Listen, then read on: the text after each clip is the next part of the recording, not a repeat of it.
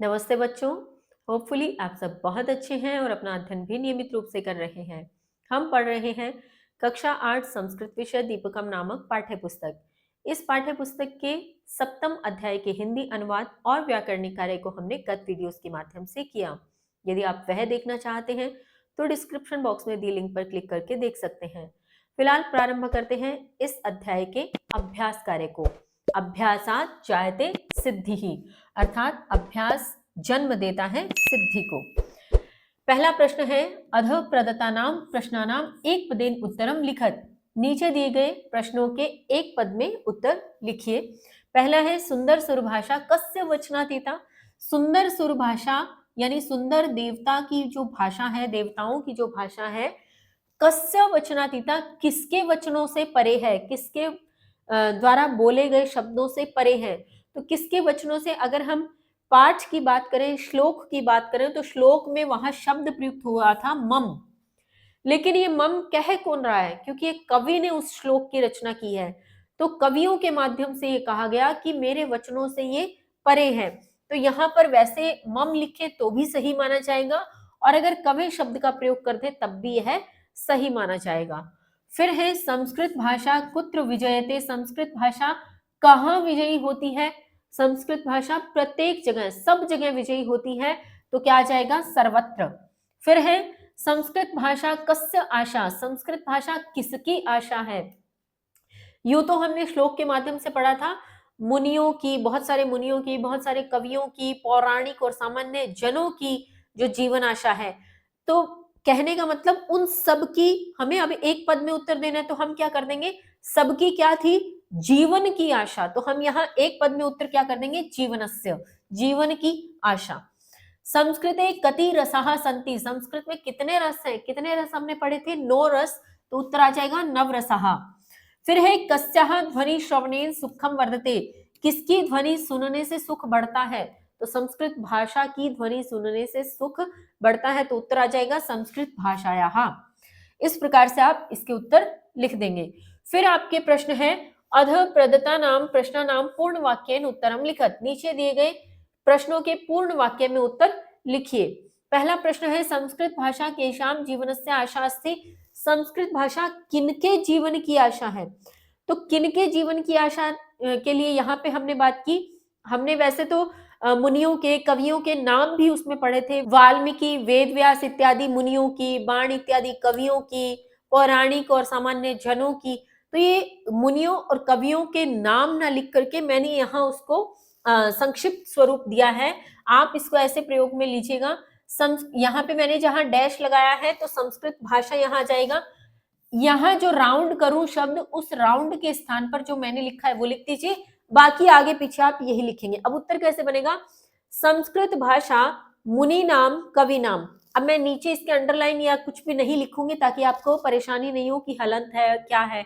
तो मुनि नाम कवि नाम पौराणिक सामान्य जना नाम जीवनस्य आशा अस्ति। ये डैश डैश इसीलिए लगाया है कि इसके बाद का हिस्सा आप प्रश्न से ही उठा लेंगे।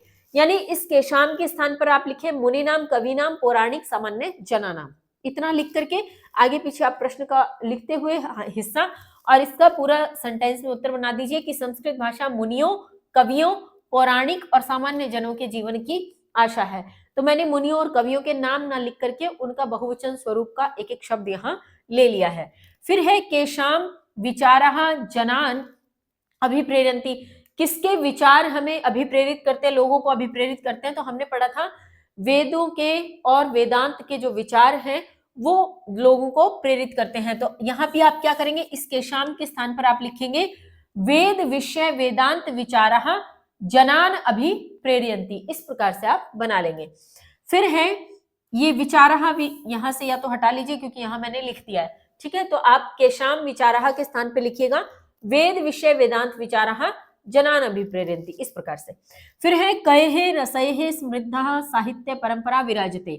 कयहे यानी कितने रसों से समृद्ध साहित्य परंपरा विराजती है। तो कितने रस थे, 9 रस थे। तो आप लिखेंगे नव रसैः समृद्ध, ये रसैः साथ ही ले लीजिए, कयहे रसैः नव रसैः समृद्ध साहित्य परंपरा विराजते। इस प्रकार से आप इसका उत्तर बना देंगे।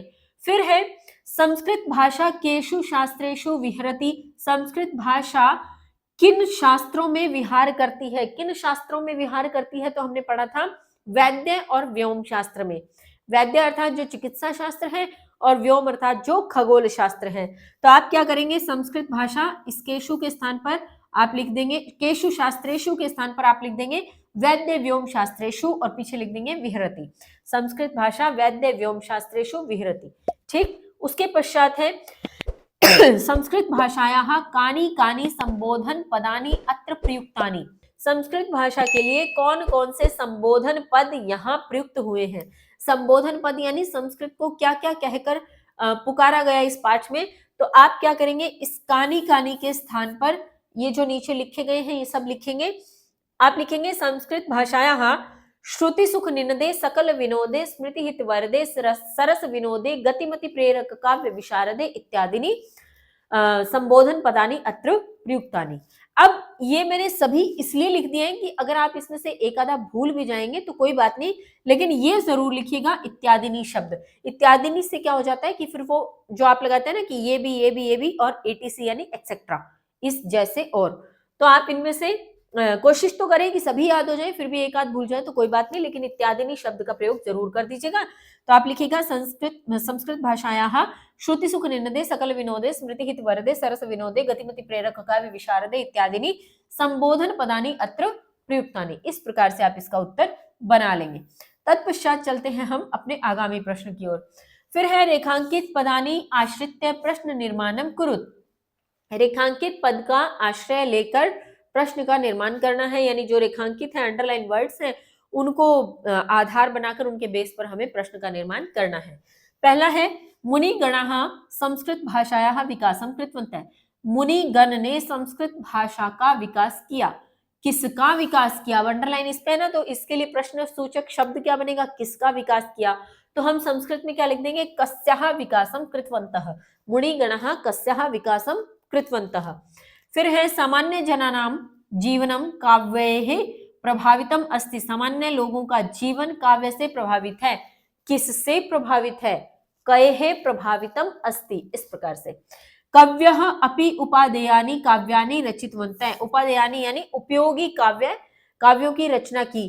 कैसे काव्यों की रचना की या किस प्रकार के काव्यों की रचना की, तो इसके स्थान पर क्या आ जाएगा, कीदृशानि काव्यानि रचितवन्तः। फिर है संस्कृत भाषा पृथ्व्यां विहरति। संस्कृत भाषा पृथ्वी पर विहार करती है। किस पर विहार करती है या कहां पर विहार करती है, तो कहां के लिए क्या आ जाएगा, कुत्र विहरति। आप इस प्रकार से इसका स्क्रीनशॉट लेते हुए आप चाहें तो ये जो हमने एक सेंटेंस वाले उत्तर थे उनका भी एक साथ स्क्रीनशॉट ले लीजिए और अपनी पुस्तक या उत्तर पुस्तिका जहां आप चाहें वहां इसको पूर्ण करें। अब चलते हैं आगामी प्रश्न की ओर।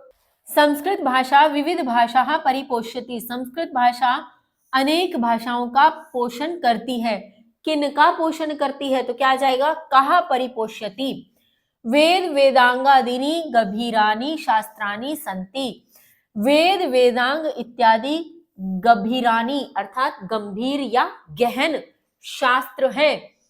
गंभीर क्या है, तो इसके लिए आ जाएगा कानी, क्योंकि ये बहुवचन स्वरूप है शास्त्राणी, तो यहां आ जाएगा बहुवचन स्वरूप कानी संति क्या है। फिर है अध प्रदत्तानाम पदानाम उदाहरणानुसारम विभक्तिम वचनम च लिखत। नीचे दिए गए पदों के उदाहरण के अनुसार विभक्ति और वचन लिखिए, यानी यह शब्द कौन सी विभक्ति कौन से वचन का है ये बताना है। जैसे इन्होंने मातः शब्द बता दिया कि ये संबोधन से लिया गया है और एक वचन है। फिर हमें बताना है तब, तो षष्ठी विभक्ति एक वचन है। ये अब आपको कैसे याद होंगे, इसमें समझाने जैसा कुछ नहीं है। इसके लिए मैंने पूर्व में भी आपको कहा था कि आपको शब्द रूप याद करने पड़ेंगे, तभी आपको ये चीजें समझ में आएंगी, ठीक है। अदरवाइज तो फिर वो रट्टा तो आप मार ही रहे हैं। लेकिन मेरा मत आपको, मेरा सुझाव यही रहेगा कि आप इसका रट्टा ना मारे, अपितु शब्द रूप याद करें, जिससे आपको ये उत्तर अपने आप आसानी से आ जाएंगे। मंजूषा की बात करें तो प्रथमा एक वचनम। संस्कृति की बात करें तो प्रथमा एक वचनम। जना नाम की बात करें तो षष्ठी बहुवचनम।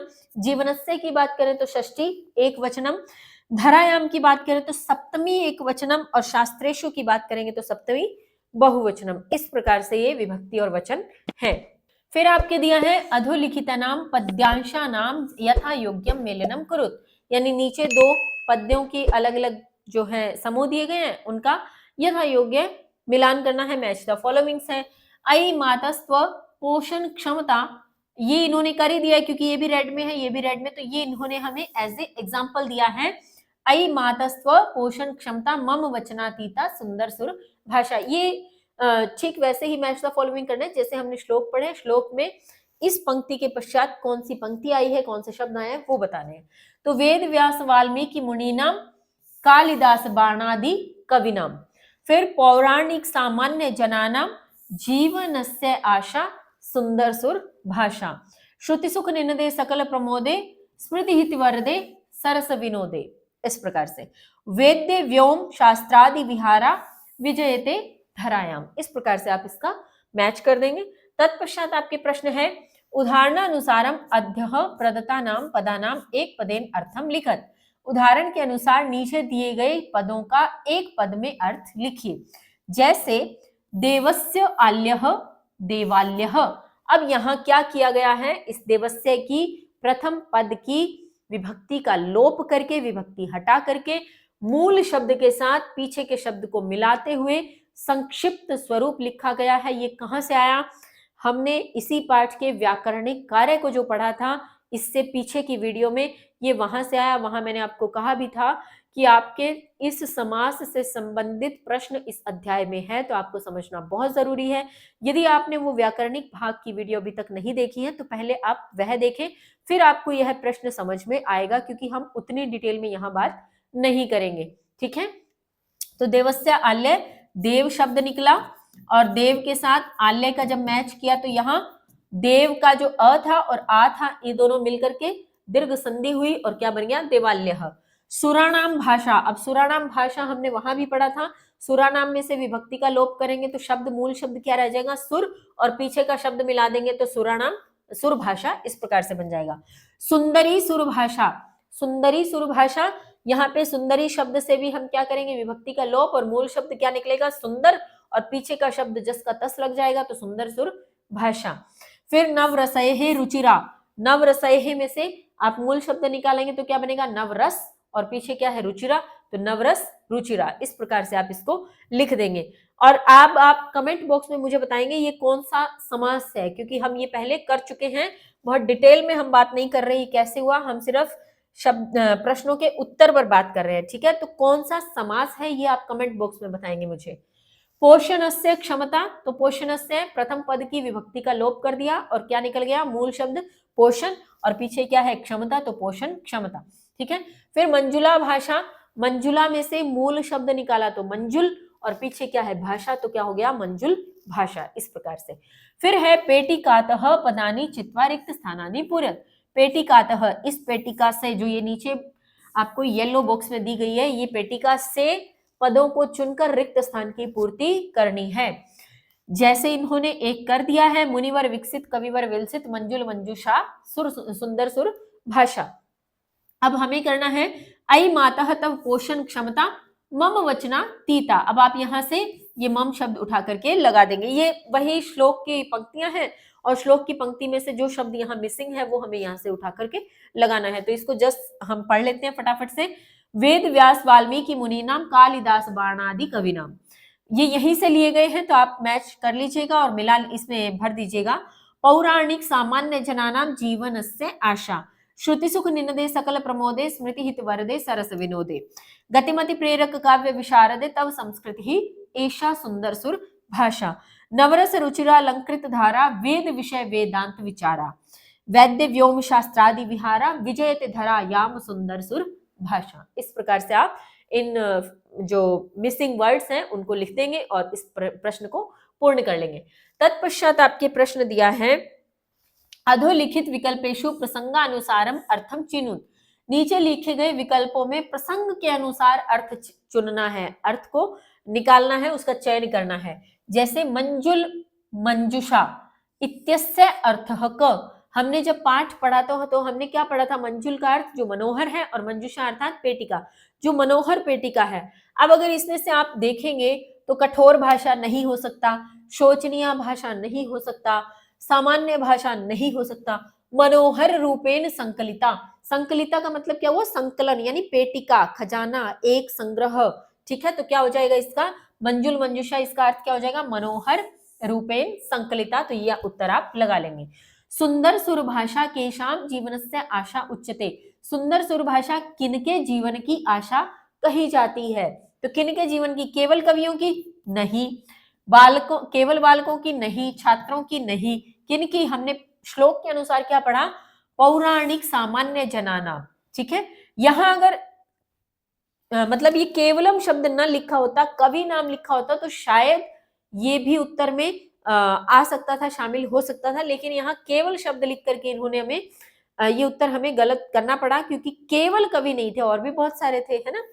तो सुंदर सुर भाषा कुत्र विजयते। सुंदर देवताओं की भाषा कहाँ विजयी होती है?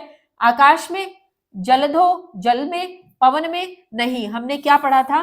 धरायाम, इस धरती पर, इस पृथ्वी पर। सुंदर सुर भाषायाम किम नास्ति। सुंदर सुर भाषा क्या नहीं है?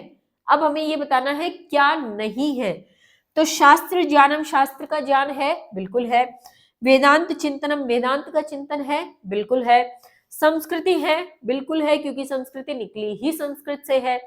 अशुद्धि, अशुद्धि नहीं है, अशुद्ध नहीं है संस्कृत भाषा, तो हम उत्तर क्या टिक कर देंगे? अशुद्धि ही। ठीक है, तत्पश्चात आपके प्रश्न है, कवि ही सुंदर सुर भाषाम केन पदेन संबोधयति। कवि ने सुंदर सुर भाषा को किस पद से संबोधित किया है? वैसे तो बहुत सारे पद थे, लेकिन अब हमें विकल्प में जो दिए हैं उसमें से चुनना है। तो पितः, क्या पिता कहा था? नहीं। भ्रातः, भाई कहा था? नहीं। दातः, देने वाला कहा? नहीं। उसने क्या कहा? मातः, माता के समान है, जननी है, माता है, यह उसने संस्कृत भाषा के लिए, देव भाषा के लिए संबोधन दिया। इस प्रकार से इस अध्याय के प्रश्न उत्तर यही समाप्त होते हैं, अभ्यास कार्य पूर्ण होता है। मिलते हैं अगली वीडियो में नए अध्याय के साथ। तब तक के लिए स्वस्थ रहिए, मस्त रहिए, पढ़ते रहिए। धन्यवाद। जय हिंद, जय भारत।